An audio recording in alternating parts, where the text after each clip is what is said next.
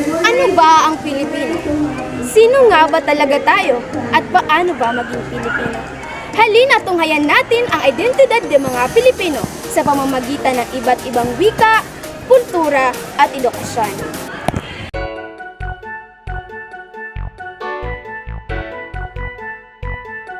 Ang ating kasaysayan, ang ating kultura at ang ating mga tradisyon ay nagbibigay hugis sa ating pagkakakilanlan.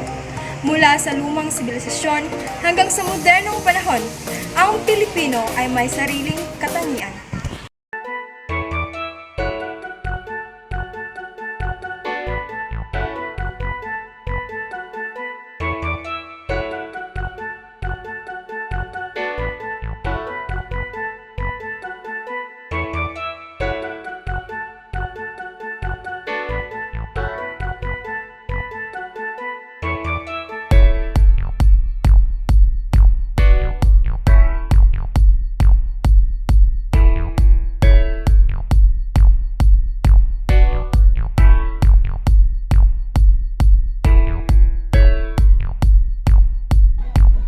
Pagiging Pilipino ay hindi lamang isang katayuan ng pagkatao, kundi isang paraan ng buhay.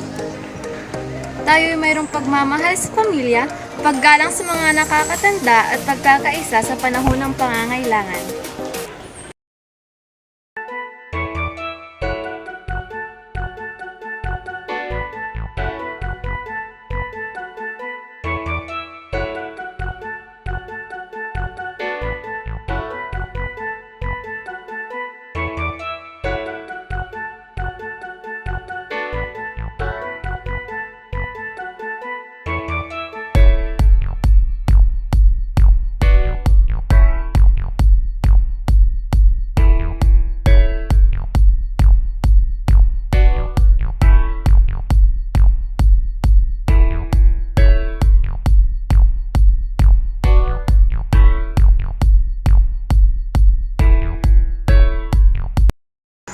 Ang ating pagkakakilanlan ay hindi lamang nakasalalay sa ating sariling tradisyon, kundi pati na rin sa mga ambag natin sa mundo.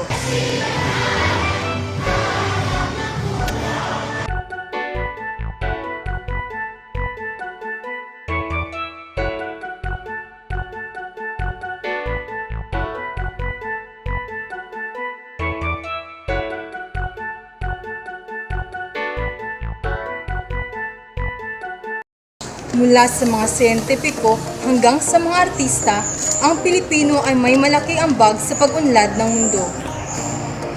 Kaya ipagmalaki natin ang ating pagkakakilanlan at ipakita ang pagmamahal sa ating bansa at sa kapwa natin Pilipino at patuloy tayong magbigay ambag para sa kabubuti ng Pilipinas. Tayong mga Pilipinoy may sariling katangian at pagkakakilanlan na dapat natin mahalagaan.